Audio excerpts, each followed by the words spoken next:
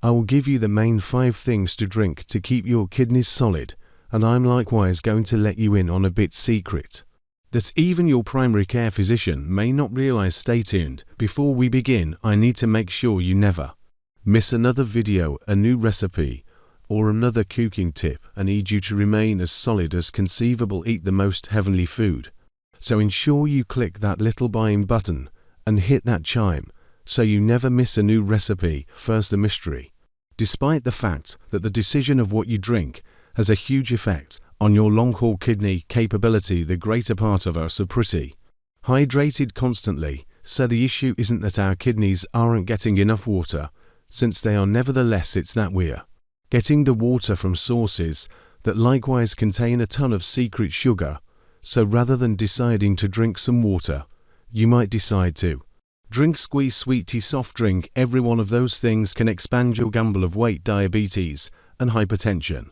All 3 of those things are a portion of the top dangers for creating kidney illness. Presently, we need to discuss the 5 best things to supplant those sugar-improved refreshments with. Number 1, dark espresso. Appears to be consistently another review emerges promoting the advantages of dark espresso. Indeed, even last week I just saw one that was sort of unquestionably a good fit for me that said dark espresso not exclusively will it not deteriorate their kidney capability, and assuming that you have kidney sickness it might offer a tad of a defensive advantage. Espresso has moreover been connected to a lower hazard of disease, also cardiovascular sickness, in the event that you can't sort out some way to drink dark espresso and appreciate it. Look at my main 10 hints right here for methods for integrating dark espresso into your life so you don't feel like you're drinking mud. Next, we should discuss green tea. Green enough seashores with the goal that it influences your well-being in a positive manner for the long run. Yet, while you're going after something beneficial, to drink beet juice is something incredible to go after. At this point, here's a proviso about beet juice is that it has a great deal of potassium in it. So if you have kidney infection or a high potassium level in your blood, you need to be genuinely cautious about how much beet juice to drink. You need to hear more about beets and beet juice. Look at, I made an entire video about beets right here. And number 4, seltzer water. Seltzer water doesn't be guaranteed to have any positive advantages on the kidneys, yet here's where I think it becomes an integral factor for a great deal of you that need that carbonation with pop or diet soft drink, both of which have been connected to kidney illness over the long haul. I'm not saying they cause kidney sickness, however diet pop, also ordinary soft drink, have been connected to the advancement of kidney infection. So every one of you who can't get enough of that carbonation can't get on the normal water train, since you really want those bubbles. Seltzer water is an incredible spot to begin. Drink seltzer water plain with a smidgen of newly pressed squeezed orange and a few spices. Fantastic. Alright, presently for the large uncover, the main thing to drink to keep your kidneys solid is, drumroll please, standard water. Definitely. I mean, come on, what else did you think I planned to say? Standard water has no calories in it. It's not difficult to get for the greater part of us, and it truly extinguishes your thirst. You may need to change your buds a tad so you value the flavor of new ordinary water, yet it very well may be done as such. Pick one of these 5 things when you're going to the counter, going to the bureau, going to the store, and attempting to sort out what to drink. These ought to be the foundation of the manner in which you extinguish your thirst and the manner in which you keep yourself hydrated. You understand that it's very hard to invert a magnesium lack, yet I will let you know how to do it in this video. So my inquiry is, what amount of time does it require to take care of an issue that you're treating with some unacceptable arrangement?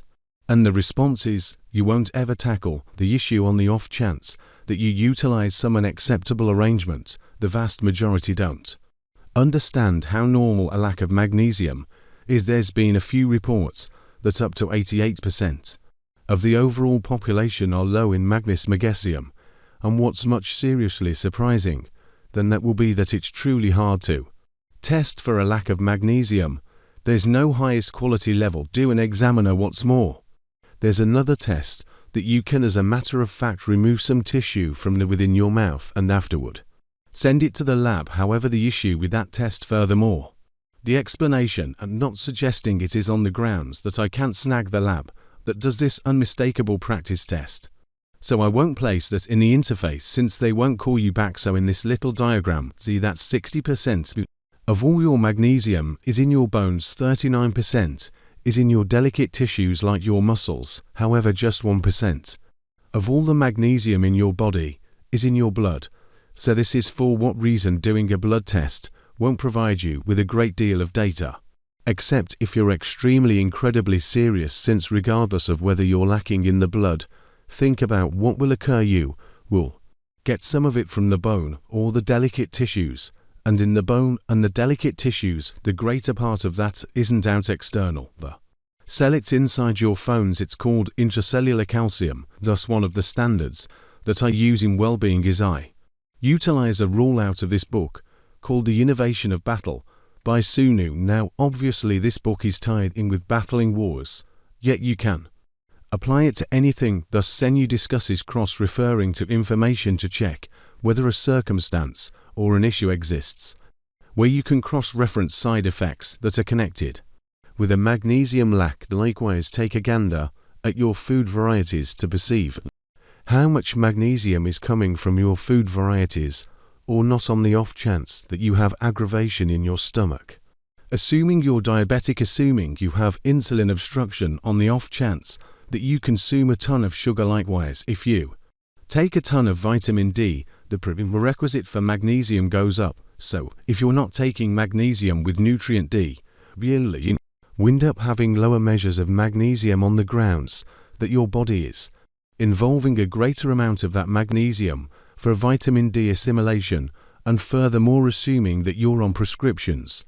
Suppose you're on a PPI, erosive, or you're taking an anti-toxin, or you're on a diuretic. All these elements, when cross-referenced, can sort of demonstrate you could have a lack of magnesium, yet that presently we should cross-reference this with a potential markers.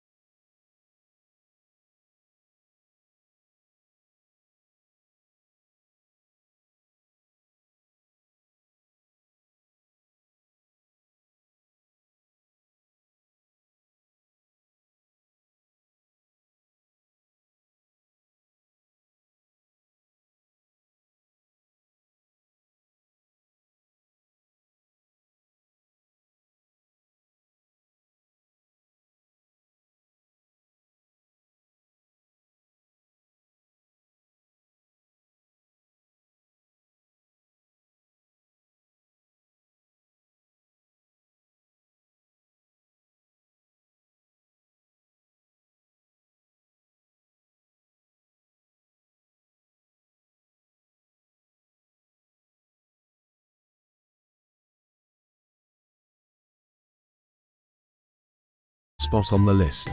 You have kelp. 3.5 ounces of kelp is identical to 760 milligrams. Presently, I'd like to see you eat 3.5 ounces of kelp. It's most likely not going to occur. Alright, what might be said about almonds that would give you around 490 milligrams. Dietary yeast is 231 milligrams. 142 milligrams. Mixed greens, generally around 100 milligrams of magnesium. Dull chocolate is around 165 mg. Pumpkin seeds are 265 milligrams of magnesium. However, magnesium is additionally in meats. Furthermore, fish, however, not however much you may think. So 100 gram or 3.5 ounces of meat or fish will get between 25 to 35 milligrams of magnesium. And regardless of whether we take a gander at the prerequisites of magnesium, it's known as the dust that normally is among 300 and 420 milligram a day. Normal. However, the normal individual just consumes 25 milligrams of magnesium each day. Individuals aren't getting enough from the diet. Also, the food varieties these days are filled in soil that has lower sums of minerals, particularly magnesium. Magnesium, and it's truly to circumstances, or in fact 3 circumstances. Number 1, How would we get sufficient magnesium from the do we need to enhance? And 3. How long does it take to truly fulfill your inadequacy goodness? And by the way, all the data I'm discussing is in this book here, The Marvelous Solution for and Counteraction. All things considered. What specialists never realized, I'll put this interface down underneath.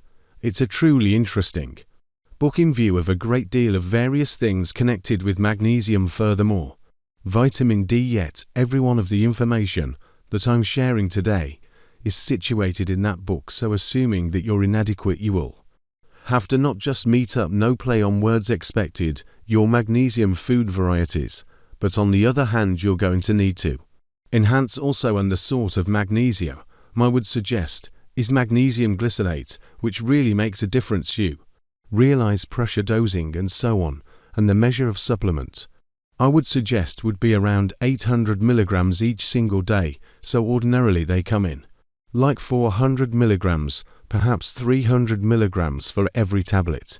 Take 2 or 3 those consistently. However, this is what the way lengthy is it, as a matter of fact, going to take to truly fix a genuine inadequacy. It could take up to a year or more to fix a constant magnesium lack. You need to understand that when you take magnesium from food sources or a supplement, it doesn't simply go away. A decent larger part of it will be cleaned out through the kidneys. Yet you could find your side effects disappear in practically no time or months. Yet I wouldn't stop there. I would increment the sum out over a more extended time frame. Then perhaps after about a year of taking enhancements, then you simply keep up with it with your eating regimen. Obviously ensure that you ascertain how much magnesium is going into the body, and afterward ensure at least it resembles 400 milligrams each day. Presently I have somewhat more data on the sort of magnesium that could work for yourself, and for that data